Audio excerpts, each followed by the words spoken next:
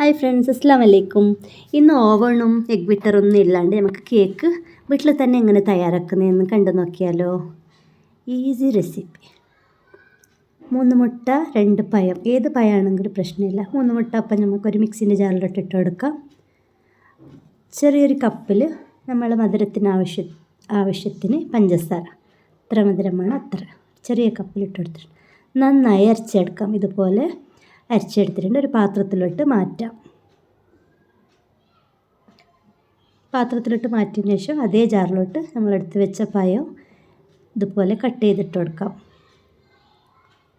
കുറച്ച് വെനില എസൻസും കൂടി ഇട്ട് കൊടുക്കാം. വെനില എസൻസ് ഇല്ലെങ്കിൽ 2 ഏലക്കായ ഇട്ട് കൊടുത്താൽ മതി. ബേക്കിംഗ് സോഡ 1 ടീസ്പൂൺ ഇട്ടിട്ടുണ്ട്.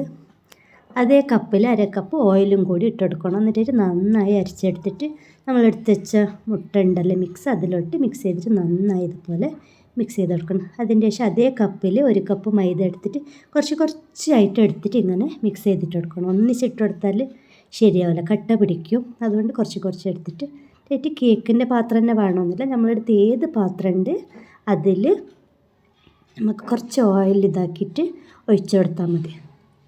സ്റ്റീൽ പാത്രം ഏതാണെങ്കിലോ, നിങ്ങളെ പേരിൽ ഏത് പാത്രം ഉണ്ട് അതിൽ ഇങ്ങനെ ഡിപ്പ് ചെയ്ത് കൊടുക്കണം. അല്ലെങ്കിൽ ബബിൾസ് വന്നാൽ കുറച്ച് പ്രോബ്ലം. അതുകൊണ്ട് ഇതുപോലെ ഡിപ്പ് ചെയ്ത് കൊടുക്കണം. കുറച്ച് കനം കൂടിയ പാത്രം വെച്ച് കൊടുക്കും. ഇതെൻ്റെ പഴയ ഒരു കുക്കറാണ്, അപ്പോൾ അതാകുമ്പോൾ കുറച്ച് കനം ഉണ്ടാവുമല്ലേ, അതിലിങ്ങനെ വെച്ചെടുത്താൽ മതി. കനം കുറവാണെങ്കിൽ വേഗം കരിഞ്ഞു പോകാനുള്ള ചാൻസ് ഉണ്ട്. അപ്പോൾ അത് ഇതുപോലെ മൂടി വെച്ചിട്ടുണ്ട്. അപ്പോൾ ഇടയ്ക്കൊന്ന് നമ്മൾ തുറന്നിട്ട് വെന്തിനോന്നൊന്ന് നോക്കണം. കോലോ ഒരു സ്പൂണോ എന്തെങ്കിലും വെച്ചിട്ട് അപ്പോൾ ഇതുപോലെ നോക്കുമ്പോൾ ഇതാ ഇങ്ങനെ പറ്റി പിടിച്ചാൽ വെന്തിട്ടില്ല. അപ്പോൾ ഇനിയും കൂടി ഒരു 10 മിനിറ്റ് വെച്ചപ്പോൾ തന്നെ ഇതാ വെന്തിട്ടുണ്ട്. ടൈമിങ്സ് ഒന്നുമില്ല. ഇപ്പോൾ നമുക്ക് വെച്ച് നോക്കുമ്പോൾ മനസ്സിലാവും. അപ്പോൾ റെഡി ആയിട്ടുണ്ട്. ഇപ്പോൾ നമുക്കിത് ഒരു കത്തി കൊണ്ട് ഇങ്ങനെ ഇളക്കിയിട്ട് പ്ലേറ്റിലോട്ട് മാറ്റുന്നുണ്ട്. ഇത് നന്നായി വന്നിട്ടുണ്ട്. കുട്ടികൾക്കൊക്കെ വൈകുന്നേരം സ്കൂൾ വിട്ടിട്ടെല്ലാം വരുമ്പോൾ സ്നാക്സ് ഒന്നും ഇല്ല എന്നൊരു ടെൻഷനാവരുത്. ഇതുപോലെ നമ്മൾ പെരലിൻ്റെ സാധനം വെച്ചിട്ട് ഇതുപോലെ ഉണ്ടാക്കിയാൽ മതി. നല്ല സ്മൂത്തായിട്ട് എന്ത് രസമുണ്ട് കാണാനെന്നൊക്കെ. എല്ലാവരും ഒന്ന് ട്രൈ ചെയ്യണേ.